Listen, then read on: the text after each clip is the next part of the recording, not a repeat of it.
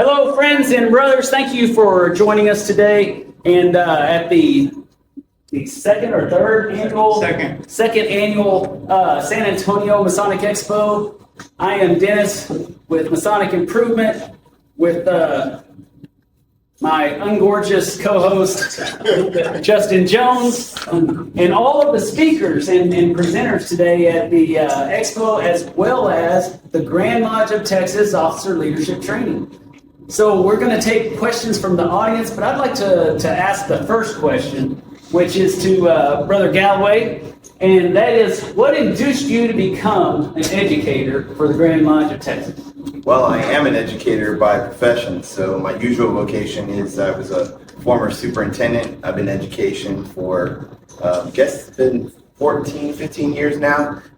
And now what I do is I coach superintendents and provide leadership education to superintendents and principals through strategic planning and through what good leadership looks like. So it just transitions over well into what we do in Masonry. And my year in the East, I spent a lot of time applying what I learned at the Warden's Retreat. When I went to Warden's Retreat with Larry Fitzpatrick, Brother Kohanke, Chris Williams, they had an impact on me. And I applied that along with what I learned in education leadership and in the business world to effectively run our lodge. And so I wanted to have an impact on Masonry as a whole by giving back. Being an educator at heart, it just seemed like the right fit, and so that's why I pursued that opportunity. Excellent, excellent. Brother Hamilton, now you're a fellow podcaster and YouTuber yourself. In fact, you're the reason why Justin and I really pursued what we did and really got kicked off into doing it, because, you know, you and Brother Rip Moore, who is lazily running around about the place. It's okay to say that, we're after hours. But I just wanted to get your take on, you know, you were one of the speakers of the Expo, and, you know, you're not getting paid for this, you're not getting travel expenses, you're just doing this on your own free will and accord. What draws you to try to educate our Texas Masons? So I was actually talking to Brother Chris about this earlier, is when I became a Mason back in 1996, I'm not going to name the lodge in Oklahoma that I became an EA at, that I was initiated at, but it was always, at 21, I had read about Masonry, I knew about the history, I wanted to learn more about Masonry, and I became a Mason, and then we didn't talk about it, right? We would have a potluck dinner before meetings, before degrees. We wouldn't talk about Masonry. We'd then go up to the degree or what have you, and we still wouldn't talk about Masonry. We would close, we'd go home. And so it's like, I'm a Mason, and yet I don't feel like there's other Masons I could talk to about Masonry.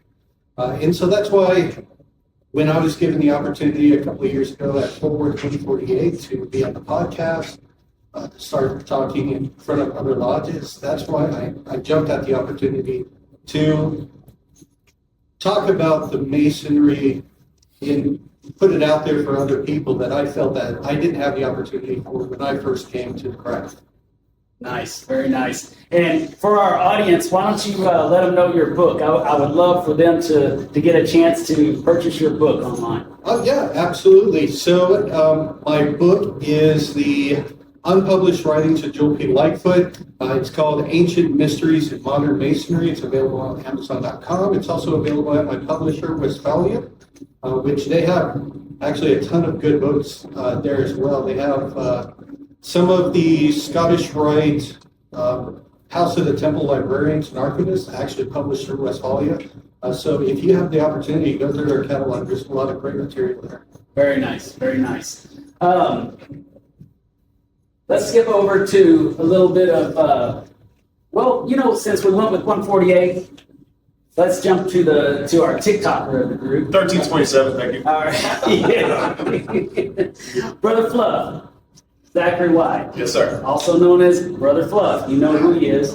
What induced you to want to do this? You already have such a large platform on social media. What made you decide that your message really needed to be said today in Freemasonry?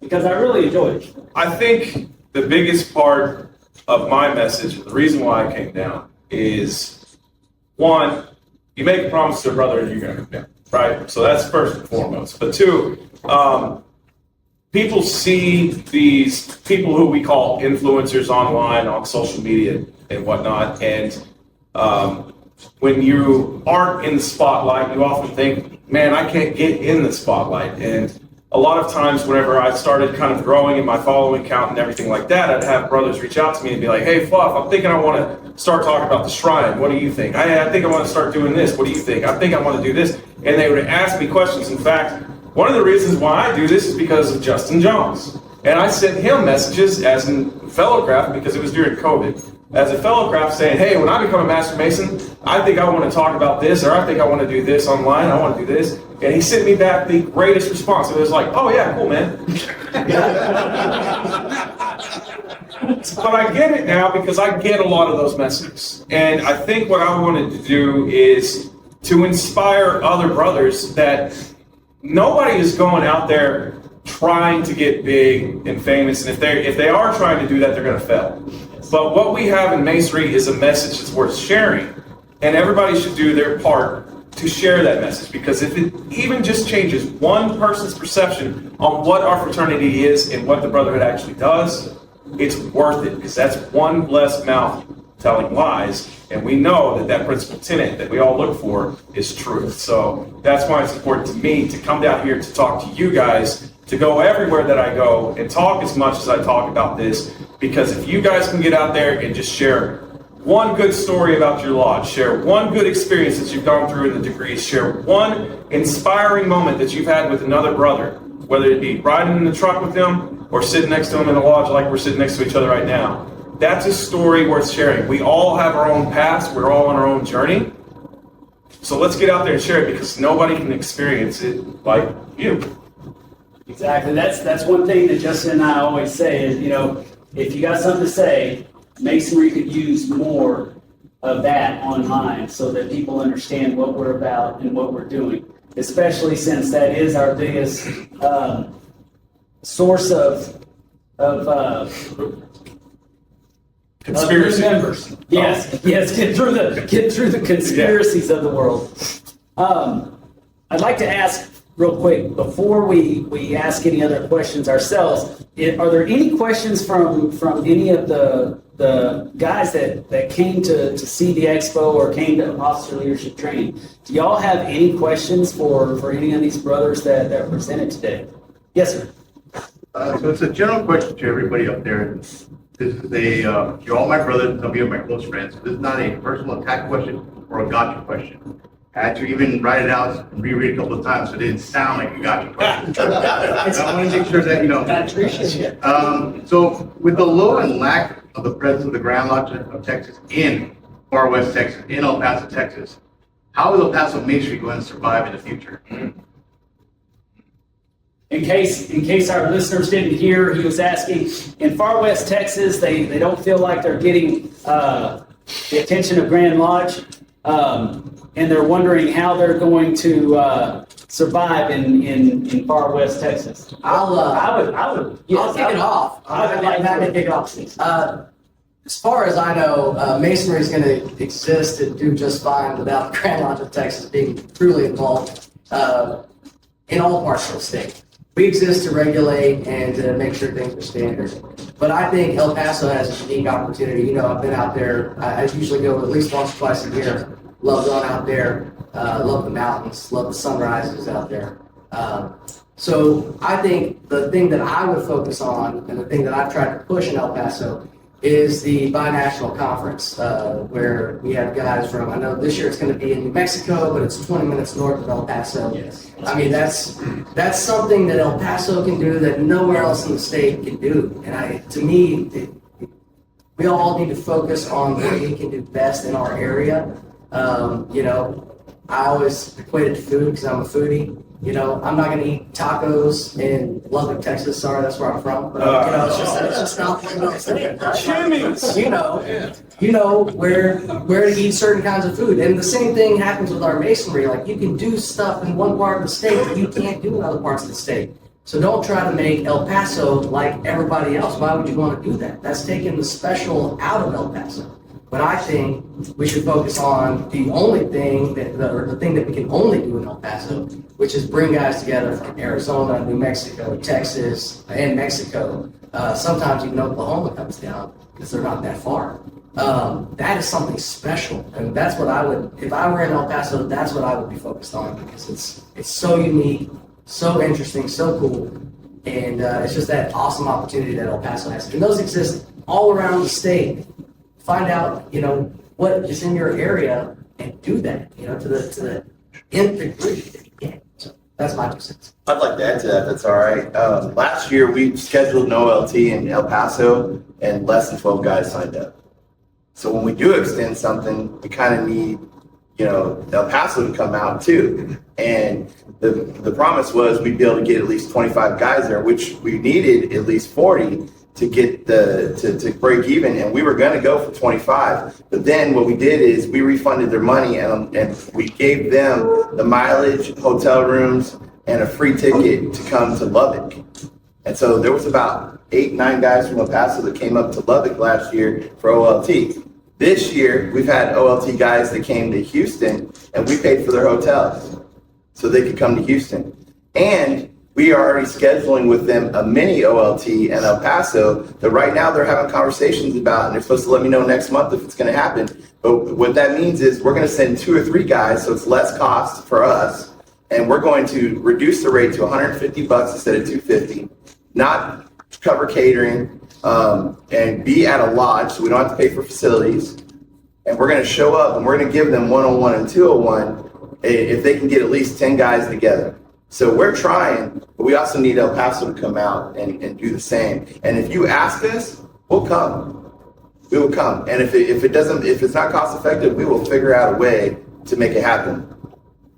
For our listeners out there, just so that they know, this is Chairman Chris Galloway for the Education Committee, Education Services Committee, and this is past Grandmaster Brad Billings, who is also current secretary for Right Worshipful, the great Grand Secretary. Let's get longer and longer.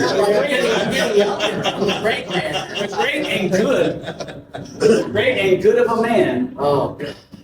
Brad Billings. So just so that you know, that's who was answering, and he has a very valid answer, because it's something that Justin and I have talked on quite often, is you do play to your strengths. Yeah. Down in Corpus, we do the Lexington degree every year. We play to our strengths. In Goliad, we have the fan memorial that we have every year. We play to our strengths. We don't try to do what they're doing in Dallas or East Texas or definitely not what they do in Houston. But and we get a good crowd. But the thing is that we have to commit to playing to our strengths and making events that people want to come to and getting the word out there. Because if we're not working together and making those events big and getting the word out there, then they're never gonna show up. Dennis, right quick. I also want to say on that as well, because you said, what are we going to do to make sure that Masonry survives in El Paso? And being that far out, Lubbock's not as far from Grand Lodge and the I-35 corridor as El Paso by any means, but we're pretty far out there, and there's brothers even higher up in Border, Amarillo, and places like that. I think one thing, I'm just a junior warden. I'm not sitting on a Grand Line committee or anything like that. But one thing that inspires me this year, for instance, that the Grand Lodge is doing, is the trustees meeting through Zoom. And so I think it's important that as we find out as lodges, when we know we're not going to be able to make it to Waco or have any representation there, it's important to us as lodges to make sure that the message gets out well enough and with enough advance to set up watch parties, to set up, maybe get together, write some questions, maybe get together and write an email and let the Grand Lodge know what we think. A lot of times, the issues that we see within our lodges and our memberships is just by communication. Well, we didn't know that brother so-and-so is pissed off about whatever until brother so-and-so left the lodge.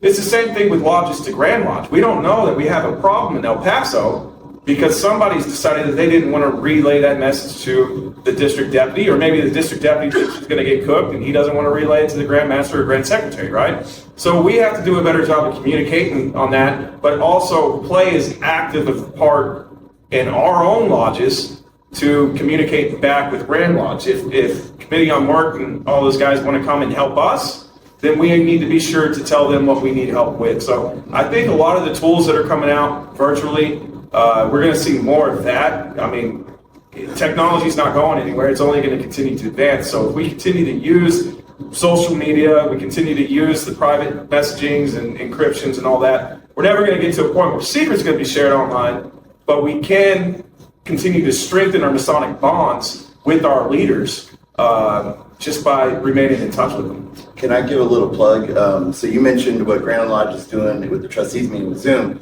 What we're doing next year, and it's already up, registration that's going to be good for all Masonry across Texas. To really save Masonry, we got to build the capacity of our lodges and our leadership. And that's going to happen by doing a worship master coaching program that we're doing for as the education committee, where any sitting worship master can join us for a year-long program where they're going to be provided a coach, a personal coach, who's going to support them. And we'll come together with Zoom sessions once a month, and we will talk about the issues that they're dealing with in their lodge, talk about what they need to do to be an effective lodge. And they're going to be supported by a one-on-one coach who's had 60 hours of strategic leadership training and certified to do that. And this is available to anybody down in El Paso, Amarillo, wherever, any sitting worship master for next year. So it's going to start July 1 and then in June, and it's only $300. So that's a value that is going to be helping with Freemasonry, but it can help across Texas and using technology and leveraging it to our advantage. So Can I jump in here too, real quick? You're Oklahoma, you don't matter. But, my heart aches anytime you hear somebody that's struggling along with a lodge and that lodge is struggling or feel that they're struggling. But the question that we got to ask back is or answer the question with the question, what are you doing at that lodge to ensure that your lodge isn't going to die on your time, on your watch? And so if we want to change the world, we want the world to be a better place, where do we start? And that's the world around us. And so if we want to change the world around us, we have to change ourselves and be the very best version of ourselves to be able to start accomplishing those things. Some of the things that you got to do sometimes is think outside the box. And in Oklahoma, we had a really unique situation. In all 77 counties of Oklahoma, you have 4-H and FFA. Now, I'm not sure right now in Oklahoma that you have masonry in all 77 counties. But the reason I keep coming back to FFA is FFA is no longer cows, sows, and plows. That's what it was. But if any of you were involved in FFA, you know that the opening and closing ceremonies are very much Freemasonry. It's because it was started by Freemasons. So that's a great opportunity, great organization to go team up with and say, hey, how are you guys doing? What can we do to help? We want to help you guys with the fundraising. We'll and let's have a pancake breakfast. There's so many things, and there's so many, nonchalant things that you guys do at corn dog sales at the local county fair or something. There's so many different ways to the labor auction, whatever. But you get in there, you start coming into those organizations like that, where it is now, FFA is now the world's largest youth development program for males and females. And so by the time these kids in Oklahoma, and I'm sure it's very much the same here in Texas, by the time these kids are sophomores in high school, they've already gone to 2 Made for Excellence, is what they're called up there, leadership conferences, where that kid not only knows parliamentary procedure to run a business meeting effectively through parliamentary procedure, which is very much a Masonic thing. They can open and close a business meeting, but they're now starting to begin into outreach into the community and how to community service, different things of that nature.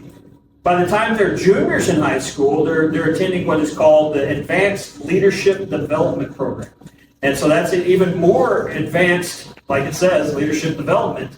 And now these kids are getting invaluable information over a period of time. And these kids are the ones that typically, being in agriculture, they're going to go off to college, they're going to get a degree, they're going to come back to the community, and they're going to be the pillars of that community. Okay, they're going to come back to the farm, they're going to come back to the ranch, they're going to come back to the community, and they're going to run that.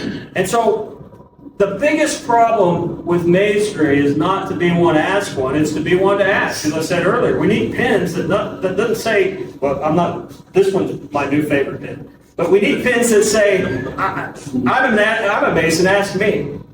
Okay? I am one. Whatever. But because Pull a Nike. Yeah. Just ask. just ask. I can't tell you how many times working in retail for the 15 years I was in retail, somebody would see a square and compass and say, oh, you're a Mason? I always wanted to be a Mason, but I was never asked. To be one asked one, right? No, you got it all confused. You have to ask us, and so that's the process. And so at that point, if you don't know I'm a Mason, that's a me problem, not a you. I'm the Mason. I've got the square and compass. If I'm not out there in the community actively wearing my square and compass, actively working with youth organizations, actively working with community organizations, promoting who we are, and you never know I'm a Mason, that's a me problem, not a you. And so we set up booths at the State of FFA Convention. And one of the things that we have in Oklahoma is the Oklahoma Masonic Blue Book. And with that blue book, it has all your wardens, your secretary, your master. It has all their information. Kids would come up to us, 15 years old, boys come up to us. What is masonry? This is cool. We have the National Treasure playing in the background and different stuff like that. But what is it? I've seen that building in our town. What is it? Kind of explain it. Well, how do I join? Well, I can give you a petition today, but you're not going to be able to turn it into you're 15. Well, what do I do when I'm 18? Sorry. They do things different. Yeah. No. With that, we're going to move to some Texas questions. So you're not going to be able to turn it into you're 18. Kid asks, okay, well, what do I do who do I turn it into when I'm 18? Where are you from? Godebo, Oklahoma. You say the name, all of a sudden, that's my uncle. My uncle's a Mason. This kid's 15 years old, lived his whole life, didn't know his uncle was a Mason. That's an us problem. So again, circling back to the original question, what are we doing to make sure that we are sustaining ourselves in that community? How are we thinking outside the box? What are we doing to make sure that we are affording our own survivability? And again, you said it wasn't a loaded question. That's not me attacking you back on that deal, but that's definitely something, and that's a great opportunity. I'd be happy to have even more extensive conversations with how it's worked, some of the things that we've done. Oklahoma gave $1 million endowment to the Oklahoma FFA Foundation, and now at the State FFA Convention, all the CDE contest events that weren't being sponsored in front of 30,000 plus members. When that kid gets an award, he goes up there and there's a square and compass up there saying this award was sponsored by Oklahoma Masonic Grand Lodge or the Oklahoma Masonic Charity Foundation. That's just one of many different ways to approach that, but we as Masons have got to get out there and be proud of Masonry. That's one thing that's great about social platforms like TikTok. But if you don't know I'm a Mason, that's a me problem. That's not a you problem, and we've got to fix that. I have technically it's a three-part question, but I want to be sure that I get everyone an opportunity to answer this because we talked about Brother Hamilton's book. It's my understanding Brother Galloway has written a book. I know Brother Sanchez has written a book. So in that order, I'd like for Brother Galloway, if you talk just briefly about your book, what inspired you, same thing with Brother Sanchez. And then for the third part, Brother Wyatt, when are you going to get around to writing a book and what's it going to be about? They're first.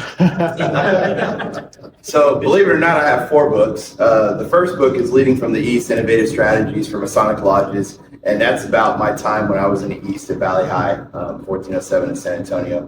And basically, a lot of the stuff we teach in OLT is in that book. I also have 3 kids' books. My daddy's a Freemason. My grandpa's a Freemason. And those 2 books came from the idea that when I became a Mason, my daughter was 12, and she thought I was joining the Illuminati, was freaked out, and I didn't know how to talk to her about it. And so I wanted an opportunity for Masons to be able to sit down with their kids, open a book, and have something very easy in a kid-friendly way to explain what Masonry is. For example, what is a lodge? Well, the kid has a clubhouse. Well, it's like a clubhouse and it has a square and compass on it. So it kind of helps explain to the kid and have the conversation. The third book is My Daddy is a Prince Hall Freemason. I've done a lot of extensive research on Prince-Hall, and I wanted to add some of that history in there, and I thought that there should be a book out there about that. I do have a publishing company, Perfect Astro Publishing. I published Brad Kohenke's book, Chris Williams' book, William Boyd's book out there. That is also a passion of mine because I'm passionate about education. And these gentlemen, it doesn't cost them a thing to publish their book with me. I don't charge them. I actually cover the cost to do the layout on the book, the editing of the book, and the cover, make the cover, and then we split the royalties. And so it's a good opportunity. Brother Bill Boyd, who's selling his book out there, he uses that as a fundraiser. So his royalties go back to his lodge. So it's just a great opportunity to spread Masonic education and just give brothers the opportunity to publish something. Well, I have a couple of books. The most famous one is called The True Masonic Experience, and that one kind of just covers my. It starts with my journey into Freemasonry and expands on how Masonry is veered away from its original tenets, what it's supposed to teach and do. Especially here in America, if you compare Freemasonry from the U.S. to anywhere else in the world, it's a different animal. So it kind of talks about what Masonry is, what it should be, what it isn't. It talks about a lot of different Masonic orders that exist throughout the world, and a lot of the traditions, like the Chamber of Reflection, like the Table Lodge. I do have some rituals that are in that book for those specific practices, so to speak. So that's the most famous one I got. I am the newest Masonic author. Arthur of the Round Table. Drink some apple juice. My first book will be out and released on May 1st. I'm very excited about it. It's the most scholarly of scholarly books that has ever been written. It is called Freemasonry and the Secrets of the Green Bean, a guide to stewardship and service to the modern Masonic Lodge. Does that come in a colored book? In the book, it's 32 green bean recipes that are formatted to serve 20 brothers at a time. So in between the recipes, you have lessons of how to keep a clean kitchen and keep it safe, what temperatures you need to be serving your food at. It talks about the history of Masonic lodges, meeting in taverns, which I know something that Roberto is very passionate about, but meeting in the taverns and how to successfully plan your year. When you become a steward and you join that officer line, you are just kind of expected to continue through the line if tradition prevails. And, on installation day, it's always the worshipful master's day. It's kind of like a wedding. That's the bride, it's the worshipful master. It's his big day, it's big time, but it's also a huge experience for the stewards because now they are offering. They're offering to get up there in the line and to learn the lessons that need to be learned and eventually serve their lodge. So there's a whole bunch of lessons in there, history of the green bean, all sorts of stuff. And my favorite part of it is there is a secret recipe in it. You got to buy it to find the secret. But there's also the Honorable Order of the Green Bean degree, which is meant for the stewards. It's not a real degree, obviously, but I hope y'all read it. I hope y'all We gave you that water to drink and stop talking about green beans. Yeah. No, that's awesome. That's awesome that you had that book coming out. Great. May 1st, Amazon. Got my links. Now, we have two other brothers that have joined us today that are assisting with officer leadership training, correct? Yeah, so if I can introduce them, Please do. we got Michael Spencer and then we have Adam Sanchez. Both of them are committee members. New to the committee, they were volunteers. And what type of subjects do they teach?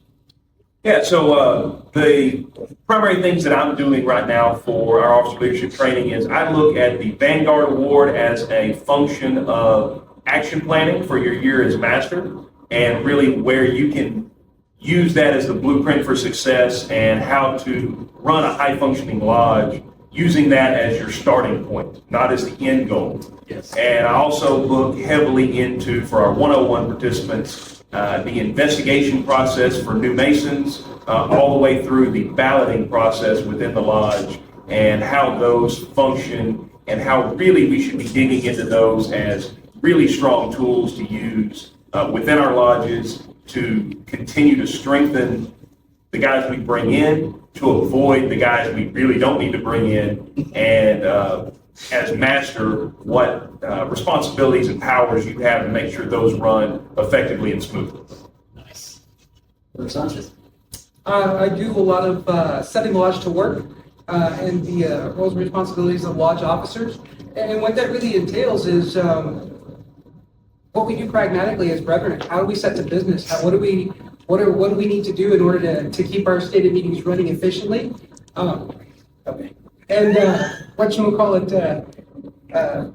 what I'd like to tell our attendees is to take the magic out of masonry and put the function back in. You know, we have brothers that talk about real issues when it comes to keeping their stated meetings running effectively, keeping it in a certain amount of time to improve engagement, to do things that they know that they have within themselves to really make their lodges prosper. And I think that with what we're providing in the 201 classes, it gives them that energy to understand it as up-and-coming leaders. They have it within themselves in that capacity to do those things. Awesome. Awesome. Are there any questions out in the? Yes. So, kind of a general question for everybody. Where are you from, brother? Valley High, 1407, San Antonio, Texas. Ooh, nice. Yep. So I attended OLT this weekend. Phenomenal class, phenomenal instruction. Question though, during the course, it was said that there were less than 60,000 Freemasons in Texas, and that number compared to many years ago is a very big gap. So what do you think is more important for Freemasonry, retention or increasing numbers? And if whichever one prevails, what can we do to get those numbers up? Can I answer this real quick? I'll be real quick. In most lodges, if you look at their rosters, if every able-bodied brother on that roster was to come to lodge, you'd be standing room only. I think you focus on retention, because if you're providing value, brothers will come and they'll stick around. And not only that, that value will attract other people who will do the same. Most lodges don't have a membership problem. They got a financial problem for sure, but they have a retention problem. And I think that's the primary focus that we should be doing. I'll agree with that is the main place we should focus, but I also think we're so far behind the eight ball, we should focus on both. And I don't look at our smaller number today versus after the World War II bubble as necessarily an issue. I just look at it as let's provide a better experience, but we still have to get out there and be seen and attract at the same time. It's kind of like we got a fishing net and we got both ends open, right? You don't necessarily close one end and leave the other one open. You got to close them both, or else you're still got the same problem. So both of them are important. I think retention would be the immediate and more necessary focus up front, but we still got to work on the other side as well.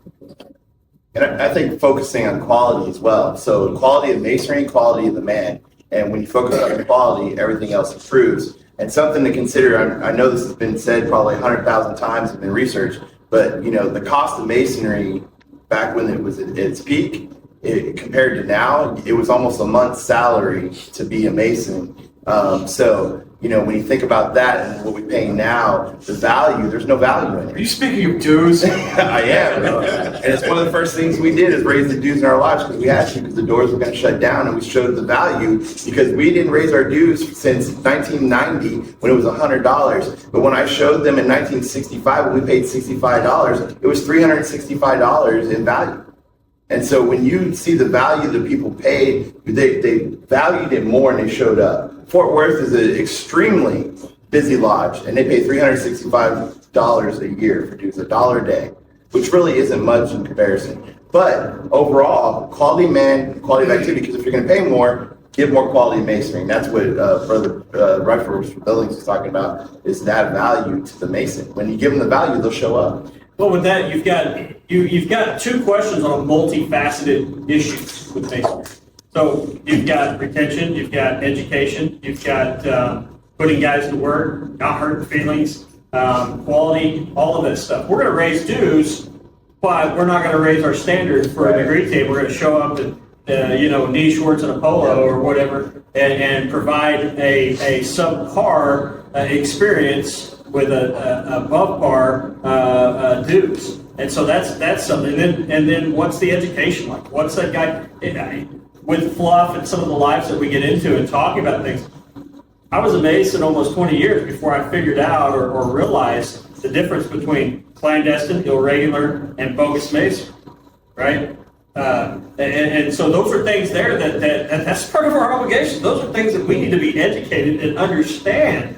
And if we don't understand that stuff, what are we doing? And so I think education, again, is very important, but quality, raise the bar on every standard. Raising tides raise all ships. If we're going to raise the tide, we can't loosen up that anchor and make sure we're not sinking ourselves by raising the dues and leaving our everything else subpar. So you do have multifaceted issues, but we've got to tackle those things multifaceted. Well, you need quantity, period. You have to have quantity.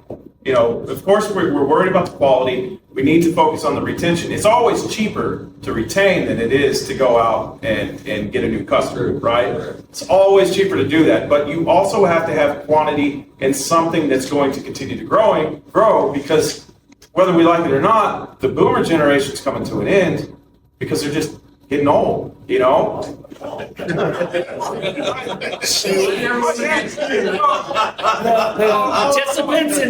participants in this do not reflect You the said Masonic movement or any other body in San Antonio. You said this would be edited, all right? But, in all reality, we're Freemasons. We should be able to look at morality and understand the truth.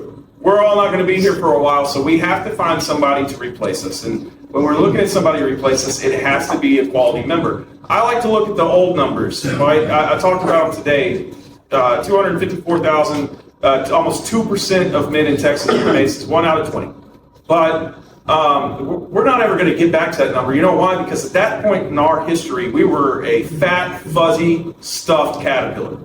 And then got stuck in our chrysalis a little bit. We even went into hiding some. I'm serious. This is a good one here. We went into hiding. And now we're about to come out a beautiful butterfly, all right? But in all seriousness, we're going through a metamorphosis and change as a fraternity. You've got to understand where we're at in the 60s, 70s, 80s, 90s, 2000s, 2010s, and today, and where we're at today. Today's potential candidate, is going to be the most knowledgeable candidate on the subject of Freemasonry. I did not say the most educated and the most smartest candidate. I said the most knowledgeable candidate.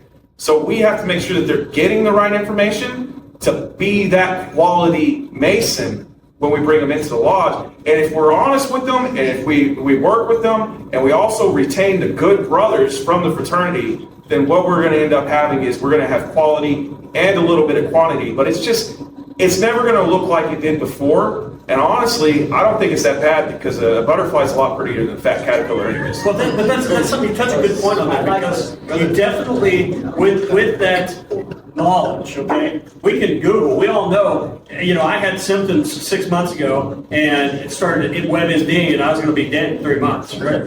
Yeah, and so, we can go find knowledge on the internet, right? Right. But the thing of it is, we have to educate our members too, because you've got conspiracy theorists, you've got misinformation, you've got completely wrong information about Masonry and what it is, and somebody goes to this religious institution somewhere, and they're told, you know what Masonry is, and they're being taught what Masonry is, that it actually isn't, by somebody who had never even witnessed Masonry. And now that guy's starting to question, oh yeah, I did do that in that initiation, and this guy's giving him a whole other line of BS and telling him why Masonry's evil or whatever. And this is just, again, one multifaceted issue. But you've got these guys coming in there on stuff like that. So we have to educate ourselves. We have to understand. We have to have the good rebuttals. But when Joe Blow down the street here, that's an entered apprentice, when I'm educating him, we have to make sure that our knowledge is based on accurate knowledge, and it's ripened with wisdom, and it's accurate, so that when the religious institution starts telling him, you know, when you did this, this is what this means, this, and this, he can rebut that and say, absolutely not, that's not what it means, this is what it means here, here, and here, and now we're educated. So we have to, I mean, it is a very important thing that I perceive being a problem that we're going to start running into is you know, you take 100 years from the horse to the train to I don't remember what it is, but breaking down technology. And you double technology, you double knowledge through technology every so many hundreds of years, right? And then the last thing that I saw with AI and everything that's coming about right now is we're literally doubling our knowledge. What used to take us 100 years is now taking us 27 minutes or even faster now. Because with this AI starting to generate new knowledge every day, by the second, by the minute. Did you test those numbers? I haven't tested those numbers, but it's still, those are things that are constantly being regenerated. And you know, when you have so much stuff out there on masonry, whether it be Duncan's, whether it be something that somebody published either from the Morgan Affair or some of the things that we saw earlier today, those are things that the AI is taking into consideration. And now, how does it balance? How does it work its way out? Because those are things that are published, and so it's technically it's knowledge right there, you know. And so, how does AI know or differentiate things that we keep secret? Brother Hamilton had a point. He's been so on the question about quantity versus quality. My advice is always to focus on quality, right? I would rather be in a lodge with 5 hyper-engaged Masons than 1,000 disengaged Masons. And the reason why is because those 5 guys, right, they're going to find something special in their experience. They're going to go home. People are going to see what they post. They're going to ask them, hey, what's that about? Before you know it, 5 becomes 6, 6 becomes 7, 7 becomes 10. And so focus on the quality and the quantity will follow. Also, you don't have to raise your dues. It helps. And if you do, though, you have to, whether you raise your dues or not, you have to raise expectations. And I think Gabriel Yagas has one of the best phrases I can think of, is when we set the bar should be something we reach for. It doesn't need to be something we lift up. It needs to be something we're striving to reach. Because that's where you give the candidates and your members the experience that they're looking for. Because they're looking for something different. They're looking for that in this disengaged yet hyper-connected world. They're looking for that one-on-one connection, and that's what Masonry has that they can't find anywhere else, right? They spend all day on Xbox, on Facebook, on Twitter, what have you, but it's hyper-connected, but it's disengaged. In Lodge, that's what we bring to it. We bring that one thing that they've been missing. They haven't even realized that they've been missing it. But if you do raise your dues, make sure, again, you give them what they're looking for. $148, $365 sounds a lot, right? $1 a day for masonry. But with that, we focus on the ritual, right? We try for an impactful ritual. You know, we work with the lights, we have incense. You know, we do all the little things to try and make the experience a better experience. Side of Lodge are, you know, other activities. We have a family day for our members, right? It's a barbecue. We have a big water slide at Rick's house, and it's free. It is completely covered. The members just have to show up with all their family, their friends, whatever they want to do. We also have a black tie ball that we do every year to celebrate our birthday. That's also free to members, right? You know, and we dress up in tuxedos, and the wives get to dress up, and everybody enjoys the experience. OLT, actually, we send our members to OLT. You don't even have to be an officer. Forward 148 pay to send a member to OLT, and that's a $250 investment per person. But for the $365 you're paying per year, that's the experience you get from our lodge. I want to just tag on 2 things real quick. So I can't believe I'm going to say this, but I agree with Brother Fluff to a certain degree. Oh, That somebody recording this? Yeah, It's got to be. it will not be in doubt, don't worry. But you got to have quality, and I agree that's where you can focus. But you can't lose sight of having some quantity, because if you're 5 guys, you're probably meeting in the back room at a Denny's, and you're never going to be seen in a Denny's, right? So having our buildings, I think, is important. Being active and being seen in our town is important. And the other part that always gets lost in this quantity versus quality thing is I can't tell you how many guys I've known in masonry that got in, they didn't know what they were getting into, but they were good guys, and so they were taken in. And they maybe just kind of fumbled around for 2 years, 3 years, 5 years, sometimes longer. All of a sudden, one day it clicks, right? That's how masonry works sometimes. It doesn't hit them right off the bat. So if they're a good person and we think that they're going to be good for our fraternity, I think we need to bring them in. They might not get it right out the gate. That's not how it works for everybody. But, you know, in Egypt, they had the upper and lower mysteries, and that's how it worked. They let everybody in to the lower mysteries, right? And then as people got it, they would be invited into this higher thing. That's how masonry, I think, should work. Anybody that's a good man, that's going to do good for our fraternity, that is excited about being a Mason should be brought in. But how we bring them into leadership and how we put them into different positions, I think we need to be a little more careful with. Because that, to me, is where we could differentiate and make it better for our lives. Focus on that quality. It's just something that I know everybody dogs quantity and everybody loves on quality, but really the truth of the matter is we do need a balance of code. And I think that's where we're at. We don't need to be afraid of quantity, but we need to focus on quality. Quick side. I saw you twitching earlier when this first started, when this conversation first started. I saw Brother Sanchez. So I'd like to hear what you have to say, since that's what your book is about.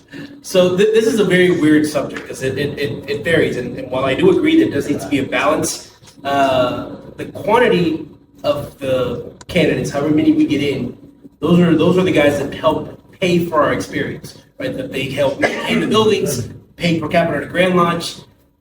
But Freemasonry was never intended to be that. I mean, to go back to your original question about how is Grand Lodge going to help the West, I mean, it's not up to the Grand Lodge. The Grand Lodge is not Mason. Masonry is internal. It is you. You are the Mason, and you are there to better yourselves. The Grand Lodge is giving you the tools, and the lodges are giving you the tools. But it's your journey.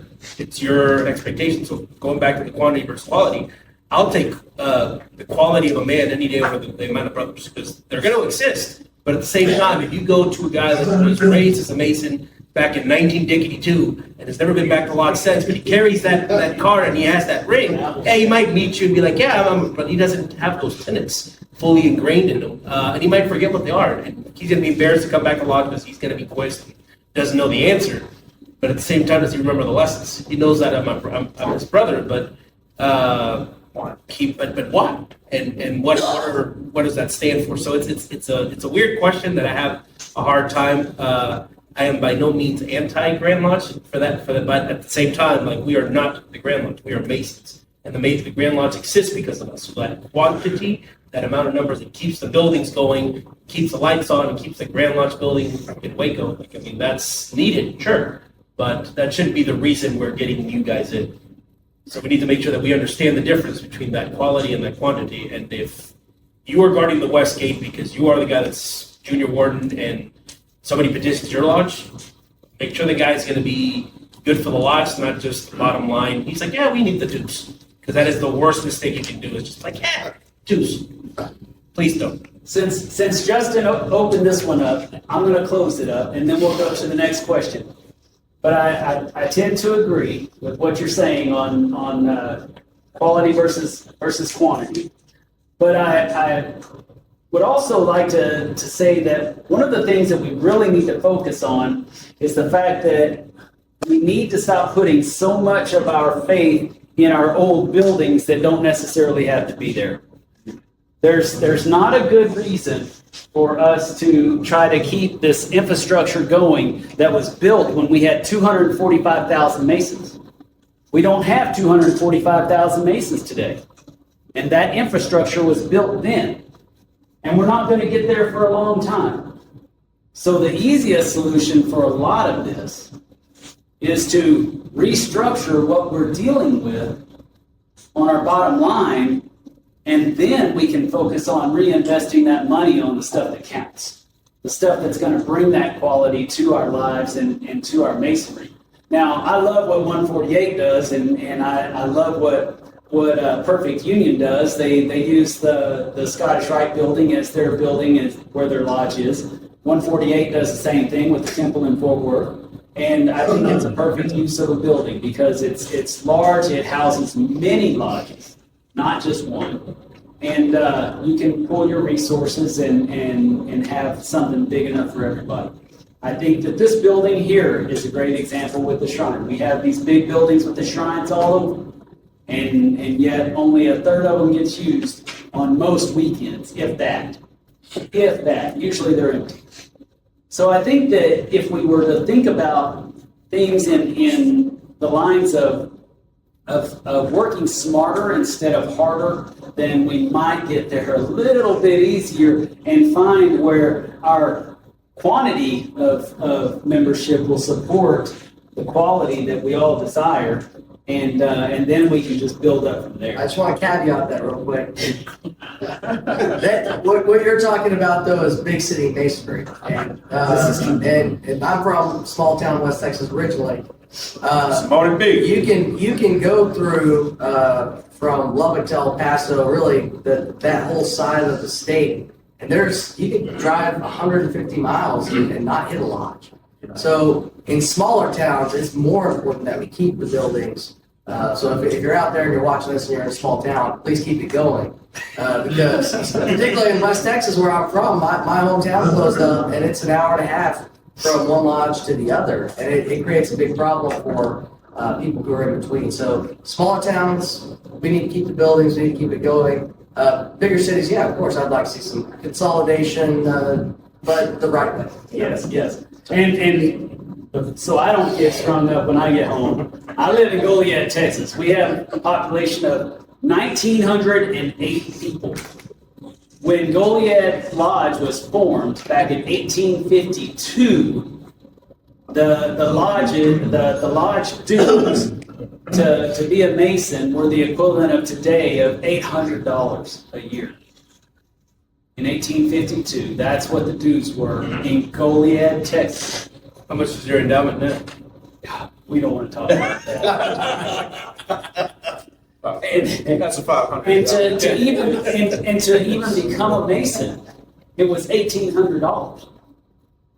So for all 3 degrees, it cost $1,800 to become a Mason, and $800 a year beyond that.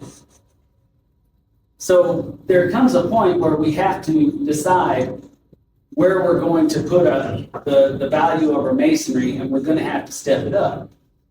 But at the same time, if we have a few people to help out with that number, then that works out. But we do need to step up the value no matter what, because we do have brothers coming in educated and not necessarily learned With high expectations. Yes. Not necessarily learned, but educated, and they have very high expectations because our country and our state was founded on brothers that had very high expectations.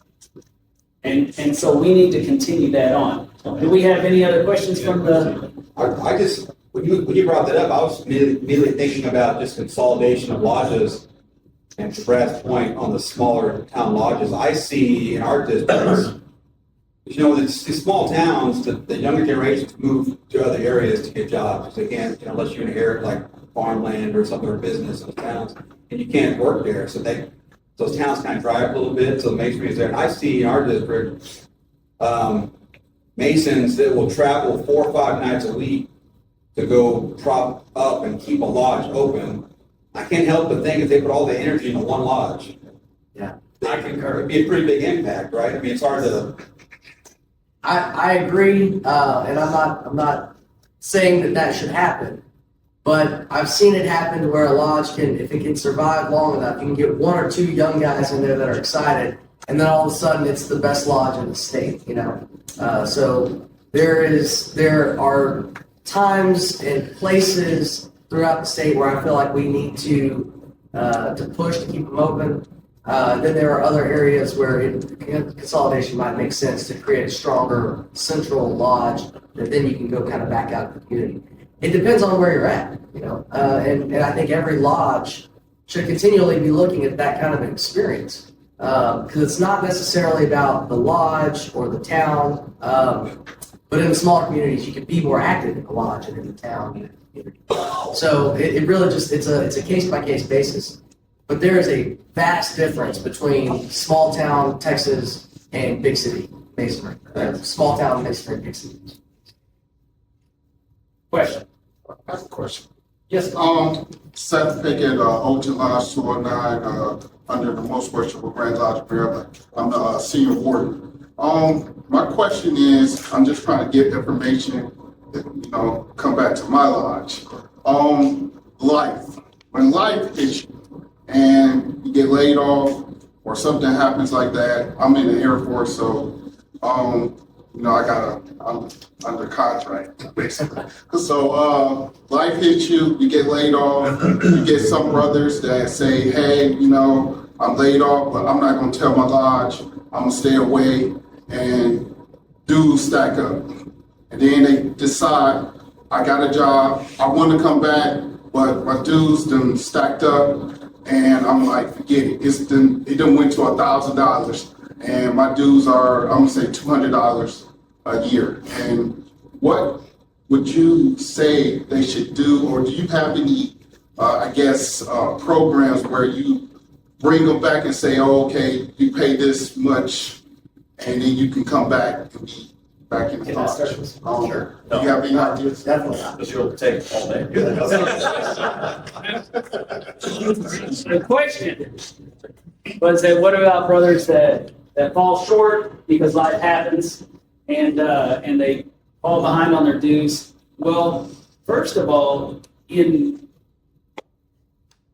masonry in the past, when the lodges were charging the dues that they needed to survive and actually not survive and thrive, then they were able to help their brothers through those difficult times. And the easiest way is that a lodge only owes a portion to Grand Lodge for that brother. They don't owe the entire dues, the entire due amount to Grand Lodge. They only owe a portion to Grand Lodge. So it's easy to pay that portion for that brother until he can get back on his feet. Now, in the past, in fact, in my bylaws of my lodge, in 1852, it stated that a brother would get that support, but it opened up the books of that brother to the lodge to see if he was managing his finances or not. So it was a give and take based on what the lodge decided. But there's always ways to come back to lodge. And for instance, at our lodge, we had a brother come back, and he hadn't been back in 10 years.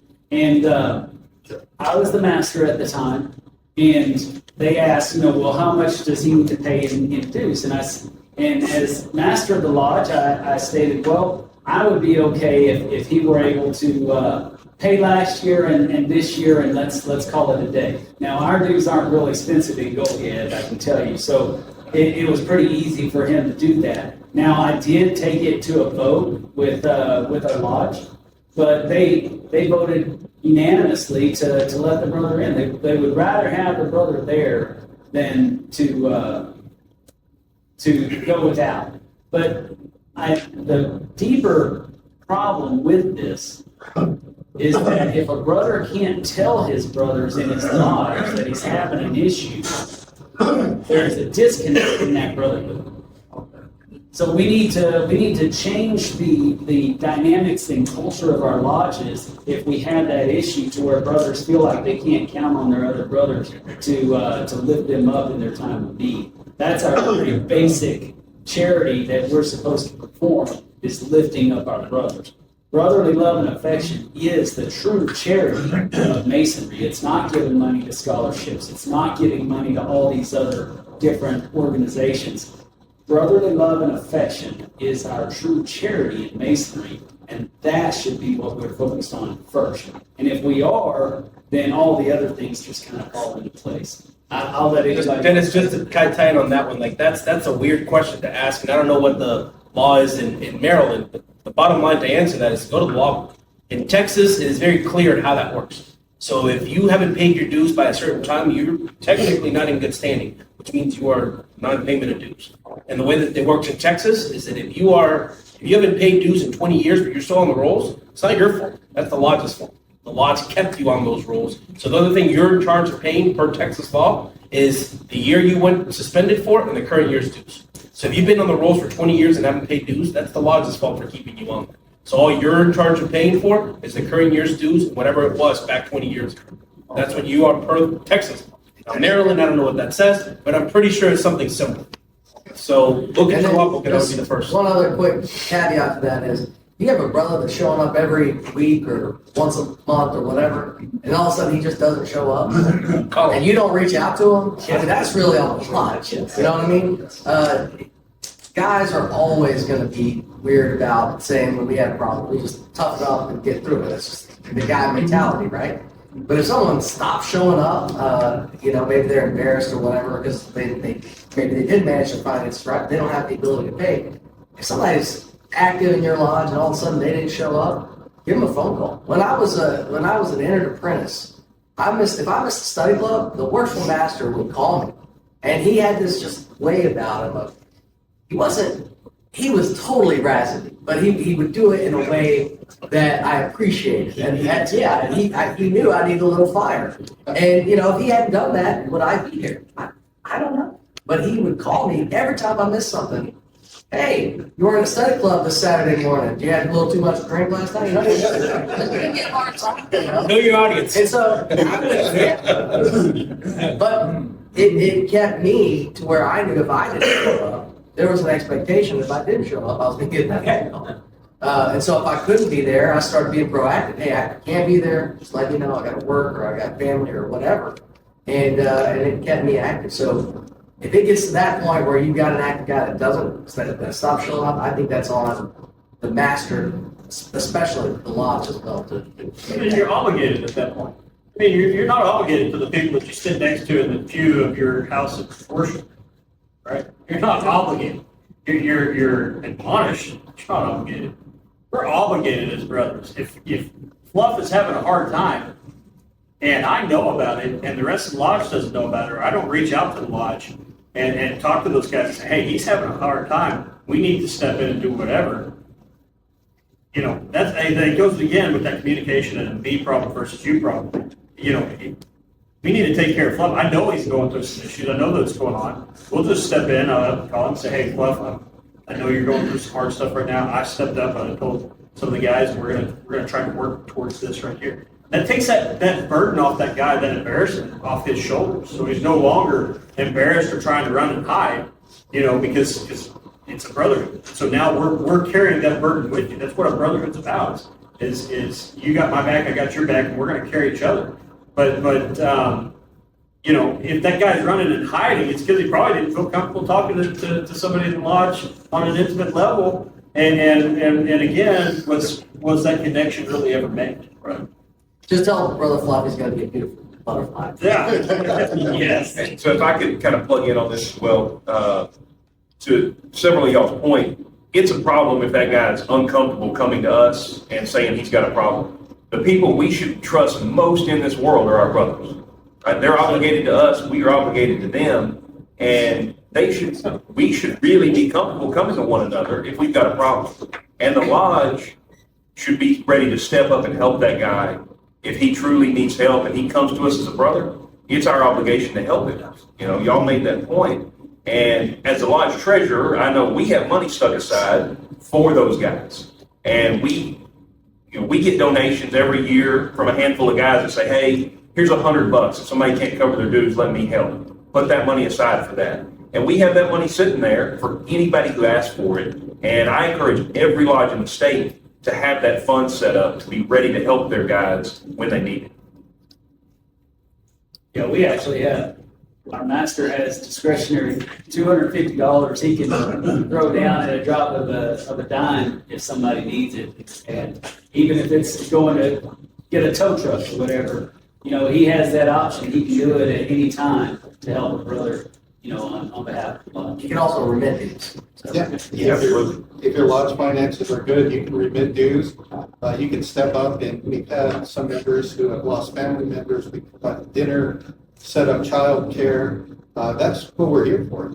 So if your lodge is right sized and has that support structure in place, you can overcome any obstacle. And I'll just say, if you do that for one brother, you take care of them in their time of need, particularly like childcare, meals, like if they lost a family member, and not just that brother, but his family sees that, man, you got support for life in that group. So 100%, we should do it because it's the right thing to do. It's also, it comes back to us in space. So, not what we do. We have this. Anyone have a question and comment? We've been planning this for a year. We had some setbacks, but I really want to thank everybody. From Chris, we talked all year about this. All the speakers that are here, the OLT. It doesn't matter. We've learned some things, and we're going to make it better next year. But you guys coming down and being here is just from Batters and all the other guys behind the scenes. This has been really smooth, and I really appreciate all of y'all coming and supporting San Antonio Masonry. Because we didn't do it for her union, we didn't do it to make money. We did it for San Antonio Masonry, and y'all really stepped up and helped us. I really, Brad, you helped me a lot. So we really, really appreciate y'all doing this for us. Very cool, man. As well as the people that came. It goes to the point earlier that, if you create meaningful events, people are going to show up. It could have been better, but it's good. But it's a great place to start. And it's the first time doing it in this fashion. I don't know, maybe y'all did it last year in this fashion. No. This is first year. And anytime you do a new concept, it's just gonna be, let's piece it together, let's make it happen. But then you learn lessons and next year will be better, next year will be better. And before you know it, you've got an event that people won't miss, that's the type of it. Yeah, and I'll say this is the reason I get the question all the time. Why is Grand Lodge Committee working with a lodge to run a Masonic education event? Well, a couple years ago, the Grand Lodge Committee on Masonic Education got information that, hey, we should be doing more education on an esoteric and Masonic history. So we started a 301 program. But ideally, we would want local lodges like this to do that and us not have to. We'll continue the officer leadership stuff. We would love to partner with local lodges and give a whole different experience to brothers. And when we bring lodges out together like this, we're not only helping those lodges raise funds, and it's not for you guys' funds, you're doing this for the shrine. You're giving money to the shrine, not even making a profit for you guys. And then we're giving back to appendant bodies, we're helping out, and Masonry can grow together. When we work together, great things happen. But ideally, we're getting the numbers at 301. We'd rather those lodges get those numbers. And we'll continue the officer stuff because it's required by Grand Lodge law. But yeah, let's get together and make it work. And so by partnering together and helping out, it raised the level of cost that you guys back in profit, and our OLT guys got to experience a lot more because they got to see brothers from the area, got to experience the evening activities, those type of things that we can't normally do because we're there to do leadership and work on that. But we want to give them the whole Masonic experience. And by partnering with lodges, we can make that happen. And we want to replicate. Yeah. That costs extra. Don't let circumstance determine your outcome. So that reminds me of the boy with the starfish walking down the beach, and there's thousands of starfish line the beach, and he picks one up and he chunks it in, and this old man, he's walking down the beach. What are you doing? He said, I'm saving these starfish. He said, there's thousands of them. There's no way you're going to be able to save these starfish. Boy looks down, he picks one up. Nope, but I saved that one. And so there's no telling what butterfly effect that will happen with that starfish going back out. The one that was saved, the one that got that message, lit on fire, it goes out there and makes a difference later on. So don't ever let circumstance determine your outcome. You're the key holder to your destiny, and so keep that in mind when it comes to this stuff, and always try to look for the best in every situation. We want to replicate this. We want to make it to where we get it good, and then we can replicate it. Meet El Paso and do something with New Mexico. That we want this to go and help other lodges, not just here, but in other states and stuff. So we really appreciate all y'all helping and the feedback, and we're gonna work on next year and make it better and better. Well, what's an interesting concept is perseverance. Perseverance is going to get you there. You're not always going to have. It's just like when you start core school at your lodge, which I recommend every lodge do if you don't have one. The first thing you do is you have a couple of guys show up and then tell everybody else, hey, we're here for floor school, and you show up. And then for the first year, it might be 2 guys showing up. But eventually you're going to have 3, and then you're going to have 4, and then you're going to have 5, and then you're going to have the best damn floor school in your district. The what? It's not the way people are made. You know what? So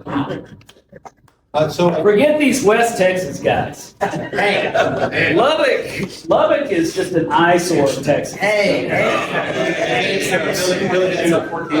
But the reality is that perseverance is what gets you there. You do learn through the trials and errors, but you have to keep doing it. Consistency is key. Because the guys who are the naysayers out there are just waiting for you to stop doing it so they can say you failed. But if you keep doing it and keep doing it, you become successful and you become the best floor school in your district, and then everybody's showing up because they want a piece of that action. And finally, you become a premier lodge in Goliad, Texas. You become a premier lodge in South Texas.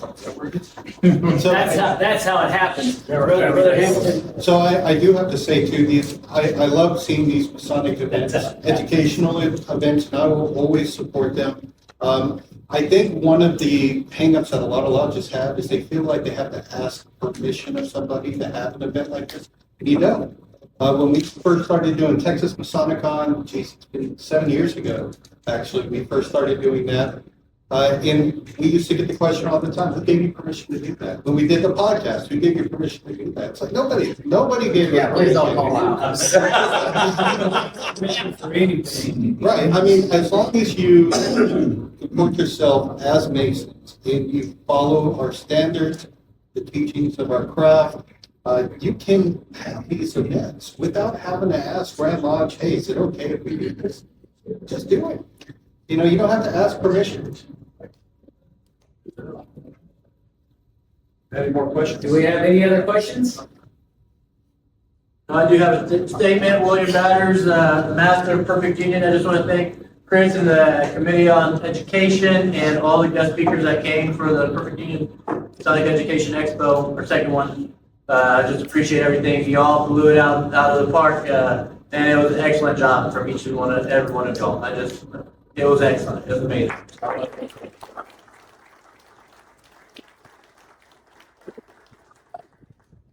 With that being said, friends, brothers, thank you for joining us on Masonic Improvement. Thank you to all of our guests. Thank you for our hosts. And thank you, Justin Jones.